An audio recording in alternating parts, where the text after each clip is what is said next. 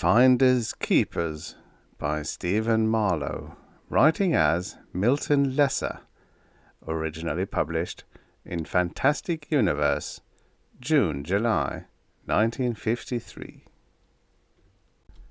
Narrated by Tom Trussell. Eddie Amhurst watched the scissors get up from the dresser and march across the room. If they had marched on the floor, it would have been bad enough, but not this bad. They marched across the air of the bedroom, one thin metal leg after the other, to where Eddie was sitting on the edge of the bed in his underwear. They went snip, snip, once, twice, rapidly. Then they marched again across the air of the room and plunked down on the dresser. In his right hand, Eddie held a silky piece of black cloth. In his left hand, he held a similar item. On the floor at his feet were two other pieces of black cloth. If you glued the sections together, you'd have a pair of black silk socks, size 12. They were so new that you could still see where the paper telling the brand name and the size clung to one of them. But they weren't much good as socks anymore. In his hands, Eddie held what could have been a pair of black silk spats, except that no one wore black silk spats. On the floor at his feet were two black silk fingerless gloves. "Hey, George," Eddie called. "George, come here, quick!" George ran in from the bathroom, shaving soap still on one side of his face. He looked at Eddie and the two pieces of black silk in Eddie's hands. He said, "What the hell did you do that for?" "Me? I didn't do anything." "Anyone can see that you went to the dresser, got the scissors, cut your socks in half, then put the scissors back on the dresser. What I want to know is why. Why?" "I didn't," Eddie said lamely. Then he told George how the scissors had got up, marched across the room, and cut his socks. "Yeah," said George, "right away. Take it easy, kid. I know you're about to be married. I know you're nervous. But relax. Just take it easy. Calm down." "Ha," said Eddie. "Ha." "What's so funny?" "I can prove to you that I didn't get up, take the scissors, and cut my socks. I can prove it, that's what." George told him to go ahead. "I just took a shower, right?" "Right." "I always powder my feet after a shower, right?" "How in hell should I know?" Eddie sat back on the bed and stuck his feet out. "Look." There was white powder all over the bottoms of his feet, a lot more of it in between his toes. "Okay," George said. "I see it. What does that prove?" "You go ahead and find the powder on the rug. If I walked from here to the dresser and back, there'd be powder all over the rug where I walked. Find it." George looked, but the rug was solid blue without any white marks on it. "So you crawled on your hands and knees, so you walked on your hands. Just don't tell me the scissors did that themselves. They couldn't." "I didn't say they did it by themselves. Something made them do it. Something doesn't want me to get married, George. Take last night. Someone put pineapple in my fruit cup. You know I'm allergic to pineapple. It makes me itch all over for 2 days, but luckily I found it. When I came back from the florist, the bridge was out. I could have been killed if I hadn't noticed it."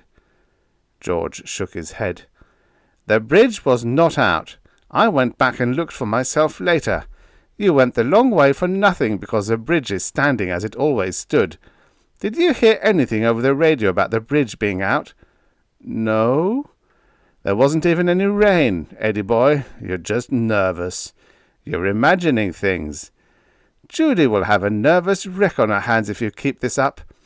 Look, you just sit here and wait for me while I run downtown and get you another pair of black socks." It's Sunday and the stores are closed." "Okay, I'll let you wear mine. I'm only the best man, and I'll wear navy blue, and no one will know the difference." George sat on the edge of the bed next to Eddie and took off his shoes and socks. He gave the socks, just a half size too big, to Eddie, then padded across the room to the chest of drawers to find a pair of navy socks for himself. The scissors got up off the dresser again while George's back was turned, and Eddie wanted to yell, only no sound came out. He just sat there, watching while the scissors cut this new pair of black socks neatly in half. Then George began to turn around, and the scissors dropped quickly at Eddie's feet. George held up a pair of navy socks. "I got 'em," he began. "Eddie, what the hell did you do that again for?" "Honest?" "Never mind, we'll both wear navy." Plainly he thought his cousin Judy was marrying a lunatic. The thing that surprised Eddie most was the fact nothing happened during the first part of the ceremony. It was an outdoor wedding, and he stood with George at the makeshift altar in the garden while Judy came down the aisle with her entourage. Judy was lovely in her get-up, all right, only Eddie could have done without all the pomp and ceremony.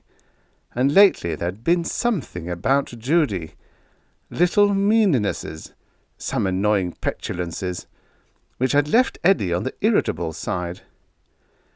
It was her mother as much as anything, a fat, overbearing, dominating windbag.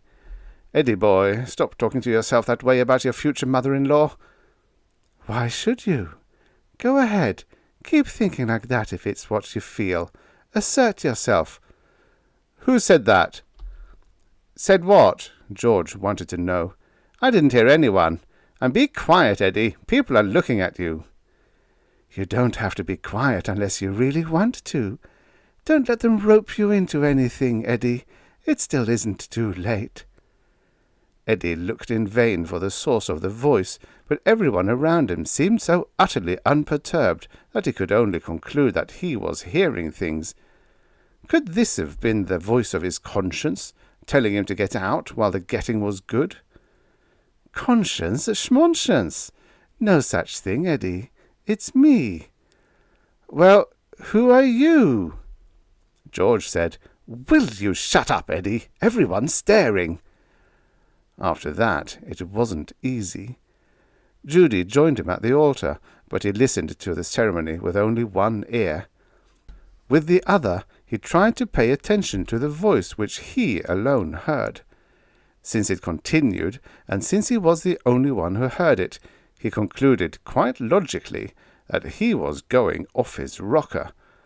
Then maybe he was being roped into something, because if the prospect of marriage to Judy made him feel this way, then maybe he'd better call the whole thing off before it was too late.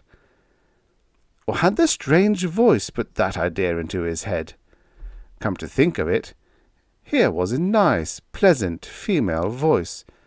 It didn't rasp like Mrs. Wilkins's voice, and it didn't hold the slight suggestion of a whine dormant in her daughter Judy's. "Do you, Edward, take this girl Judy to be your lawfully wedded wife?" Silence, except for a few sobs and whimpers in the sea of faces around them. "Do you, Edward?" "Don't do it, Eddie. Do it, and that'll be the end for you. You'll regret it something awful." "You think so, Miss, I'll tell you my name after you refuse. You'll find out a lot of things after." George wailed in Eddie's ear, "For gosh sakes, boy, you're holding up the works, and quit that mumbling to yourself. Just say yes." Said Eddie, cogitating. "And do you, Judy, take this man, Edward?" Apparently his had been taken as an affirmative, if nervous, response. "You're right, Eddie. That's just what happened. Only don't let them go on. In a moment it will be too late, and you'll be stuck." "You think so, eh?" "Shut up!" George hissed in his ear. "To have and to hold through sickness and in health, till—" The wind came up so suddenly, and with it the clouds, that one moment they stood in a bright sunshiny garden, the next it was dark and sombre, and overhead lightning flashed and thunder rolled sullenly. The rain came down in thick sheets from what had been a moment before a wonderfully clear blue sky. Even George's composure received a serious dent. "It just can't happen that fast," he cried. Judy sobbed. "My gown! Oh, my precious gown!" "I said, do you, Judy?" "Don't let him go on, Eddie. The rain will add to the confusion. Tell him you never said yes. You never did, you know." "That's true, I didn't." "Didn't what?" George demanded, as several men ran out to them with umbrellas. "I never said yes," Eddie told him, but the thunder all but drowned him out. "I never said yes!" he fairly screamed. Since everyone had heard him that time, the ceremony had to begin anew. "Do you, Edward?" Better that you don't, Eddie." "Will you please be quiet and let me make up my own mind?" "Eddie!" This was George. "To have and to hold through—" Judy was trying vainly to pull the entire length of her gown under the umbrella, and the fact that she couldn't made her pout. Her makeup was running in the rain too, and quite suddenly she looked rather unpretty. Definitely, positively, irrevocably unpretty. A younger, thinner, somewhat more attractive image of her mother. A thoroughly revolting thought. Said Eddie. "You tell him, Eddie boy." George whispered. "What does that mean? Say yes, so everyone can hear you, especially with this thunder." "That doesn't mean yes," Eddie explained patiently.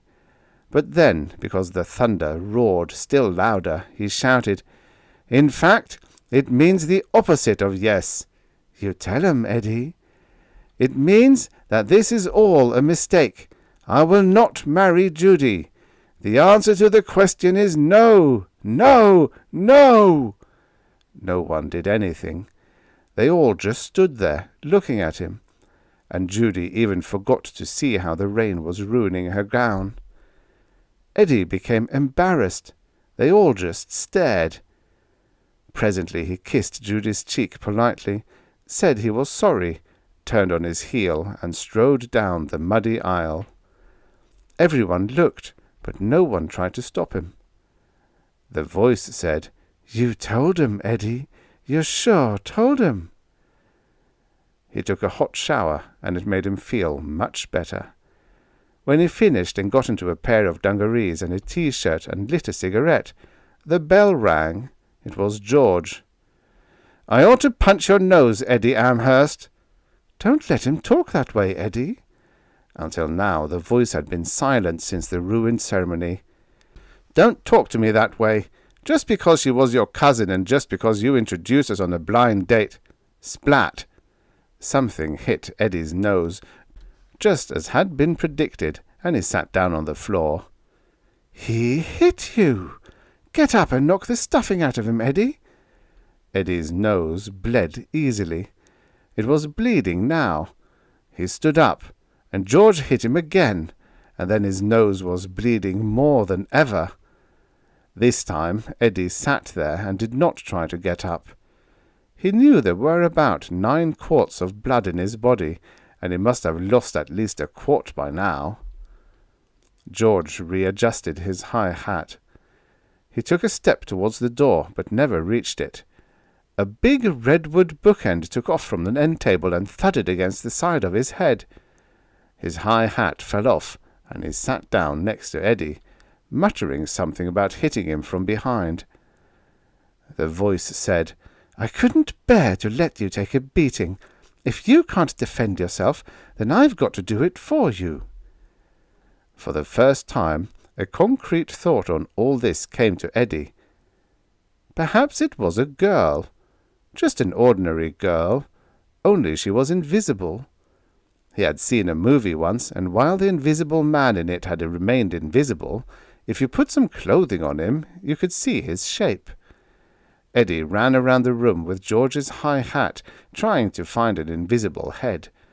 But after a time he felt silly. The hat kept falling to the floor every time he tried to put it on something. The voice giggled. "You're wasting your time, Eddie. I'm not invisible, not in the way you mean. Now that you didn't marry that Judy thing, you have no ties, right? No parents? Nope. No close relatives of any type. A bunch of third cousins in Chicago, I think. They don't matter. Any close friends?" Eddie looked down at the floor, where George was trying to get up. "I used to have one," he said. "But not now. Not any longer. Good. Then you can come with me, Eddie. I had to make sure of that first. You ready?" "Where are we going?" "Just have some patience, and you'll see for yourself." "Maybe I won't like it." "He's talking to himself again," George said. "Am I glad my cousin didn't marry him? Lucky Judy." "Ready, Eddie? Ha! A poet, and don't I know it? Eddie began to feel dizzy, but he reasoned that was because George had punched him in the nose not once, but twice. Soon the floor came up to meet him because he no longer could keep his balance, and then, as he sat there, everything began to grow hazy, foggy, unreal. Soon the room was only a shadow of a room, and he could not even tell that the rug was blue. Less than a shadow, it seemed to dissolve in water, in very hot water, because it dissolved quickly. This Eddie did not know, but he dissolved with it. "Ed Amhurst, wake up!" Eddie sat up groggily. He was on a big, comfortable couch, and the voice came out of a loudspeaker on the wall. There were the couch and the loudspeaker, a closed door, and Eddie, and outside of that, the room, a small one, was empty. "You got it wrong," Eddie said. "Just a matter of pronouncing. Not Ed Amhurst, Ed Amhurst. Get the difference?" "Subtle," the voice said. "It doesn't matter. There isn't another Ed Amhurst or Ed Amhurst here. No confusion." "Well, where's the other voice, the woman?"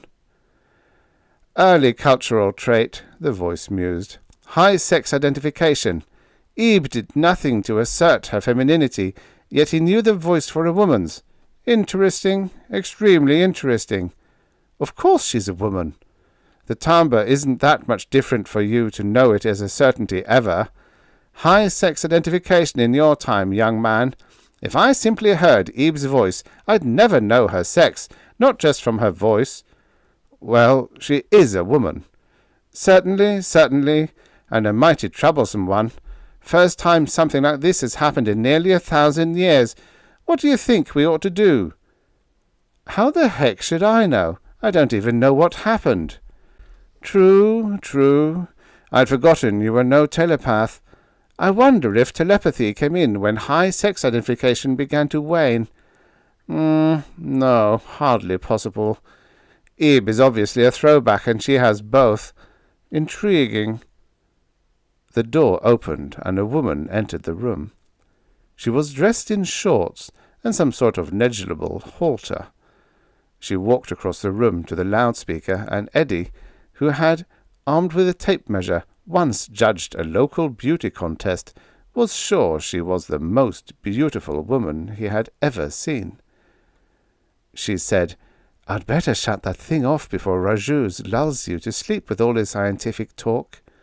She flicked a switch on the loudspeaker. "Of course, he can still speak through telepathy, but your mind won't get the impulses without that loudspeaker, Eddie, see? I can hear him now, but you can't." Eddie had to take her word for it, because he couldn't hear a thing. He hardly cared. Of paramount importance was this fact. Here was the voice. Not any voice, but the one that had brought him here, wherever here was. Eddie tried to be patient. "You're Ebe," he said. "That much I know. But where the hell are we?" "You mean in space?" "Uh-huh." "We're exactly where your room was. We haven't moved an inch." "So where's my room? Where is it, then?" "It isn't. It was. 50,000 years ago it was, Eddie. Not now. Now it's gone, with the building, with the city, with your whole civilization. We've left your time and entered mine." "Yeah," said Eddie. His voice sounded lame. "You don't believe me?" "Nope, sorry, I don't." In truth, Eddie was glad he hadn't married Judy, but as for the rest of this, well, he was from Missouri. "It's simple. I'm a professor of history, and my period of study was yours, the second millennium of the Christian era." "Do you, teach history in that outfit?" He pointed to the enticing lines of her halter and shorts. "Certainly. It's comfortable. Anyway, we use no guesswork in history. We use a time scanner. That, of course, makes history the most accurate of all the sciences. It's mental travel through time, not physical unless you will it. Elementary stuff, Eddie. Just as they learned teleportation through space 10,000 years ago, so they learned you can do the same thing through time. Mental effort, applied properly, can move physical objects. It was always latent in human beings through some unknown ancestor. They just had to learn how to control the power." Eddie was still skeptical. "So you studied history by actually going back there?" "Something like that. Then I found you, Ed Amhurst." "Ed Amhurst. What's the difference? I found you, and once I did, purely by chance, of course, that was the end of history. No more studying. They tell me I'm a throwback. Less psi quotient, more sex identification than anyone here. Maybe that explains it. Anyway, I had to bring you back. People constantly teleport trophies through time, but not in 1,000 years has anyone brought back a human being. I saw that you had no ties, and I brought you. Unfortunately, there's a law against it, I think." Eddie asked her why. "It can cause a lot of trouble. You can change history by bringing someone where he doesn't belong. But I had to. I'm a throwback. I couldn't be satisfied." Slowly, almost imperceptibly, she had been walking closer and closer to Eddie ever since she had turned off the loudspeaker. Now, abruptly, she was standing next to him, and then she was sitting on his lap. She snuggled in close, and then she began to kiss him, and Eddie knew at once that kissing had come a long way in 50,000 years, even if the psi quotient was greater and sex identification had diminished. 3 minutes later, Ebe got up, and Eddie knew quite suddenly that while he had always known love at first sight to be ridiculous and impossible, love at first kiss was a very different matter. "Damn that Rajuz! He's the dean, and he wants us in his office. So it goes, Eddie. If it's not one thing, it's another. We have no choice, of course. We'll have to go." They left the room and stood on a moving sidewalk with a lot of other people, and this first 5-minute glimpse of the place was enough to convince him that he had indeed been teleported through time. A lot of what he saw could not even register in his brain simply because he had no standards for comparison. But he did notice almost at the outset that everything seemed simplified, possibly because telepathy and teleportation were the reigning king and queen. "You've seen enough of the city for now," Ebe told him. "All these people are out walking for the exercise. Let's take the shorter way to Rajuz's office." One moment they stood there on the moving sidewalk. The next they were in the presence of Rajuz. Rajuz sat at what must have been a desk, a spherical desk, but it did not look much like a dean. He could have been a technician, or even a truck driver. Ebe explained, The trend has been away from differentiation since the sex identification patterns were decreased. But I'm fed up with it. They all look the same, like that. You know something, Eddie? I like you better." Rajuz tuned in another of the loudspeakers on his desk, and Ebe explained that it was necessary because the psi quotient varied in everyone. "Ebe Lim, Ed Amhurst, you have committed a misdemeanor." "Not him," Ebe said. "It was all my fault." "Motivation is above suspicion here, you know that. It is the law. If someone does something, it is because he wants to. Ed Amhurst is as guilty as you are." He scowled at them for a time, and then continued. "Frankly, I don't know what to do. This is the first crime of this nature in 1,000 years, and while it's merely a misdemeanor, it will have to go punished." "Yes," Ebe agreed. "I guess so. You name it and we'll oblige." "You won't like it." "Name it anyway." "The punishment simply is this. You are to take Ed Amhurst back where he belongs." "Oh, no! Not after I found him." "That is the punishment. Throwback or no, you must learn that sex identification is decidedly secondary to psi quotient. When can you take him?" "Well, "Don't I have anything to say about this?" Eddie demanded.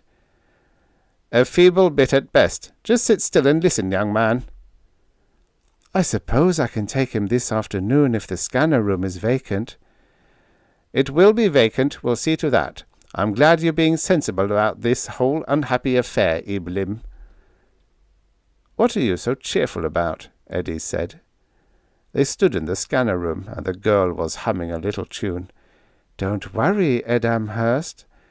"Relax, Eddie. I'm cheerful because I know what I'm doing. That's why. Just bear with me." He had no choice. But now that suddenly, devastatingly, he felt about Ebe the way she felt about him, he did not want to lose her. It was as simple as that. "Time is huge," Ebe told him. "You didn't think that once I found you I'd let you go. Oh, no. I found you, and you're mine. That's all there is to it. Even Jiva, Lord of the City, couldn't do a thing about it. No, sir. Time is big, and while I said—" She flicked a switch and kicked nonchalantly at a pedal with her foot. "That ought to do it. Just don't be frightened, Eddie. The important thing—" "The important thing," he finished for her, "is that we want to be together, right?" "Right," she said, kissed him soundly, and turned a little knob on the wall. "Now we're ready." As before, Eddie became dizzy, and soon he was sitting on the floor watching the room spin and fade. By the time it dissolved, Eddie was whirling away into a giddy limbo. He stood up and heard the wild nature sounds all around them. The bulk of the time machine was big at his side in a green wooded glen. Ebe came dancing up to him with an armful of fruit. "Here, it's delicious. Taste it." She held out her hand, and he took a bite, then looked up sharply. With a whirring sound, the machine faded, disappeared. "I sent it back," the girl said. "I wanted to make it permanent, just you and I. Time is big, and they'll never find us. Besides, they'll think this is punishment enough. We're exiled back here." "Well, where is here?" "Oh, I'm not exactly sure. Right around the time the human species emerged. Should be a wonderful life, Eddie." Eddie began to sing a popular song. Popular? It had been popular when? This was all very confusing. "Ed Amhurst, you have positively the worst singing voice I've ever heard." He smiled and told her to be quiet, kissing her to put more force behind the command. Then, hand in hand, Edom and Ebe walked through their glen. The end. Subscribe for your daily stories of futures past. And don't forget to check out the channel. There's hundreds of stories. Hundreds of stories. The names of those congenital skeptics who insist that time travel is impossible, even in theory, are legion.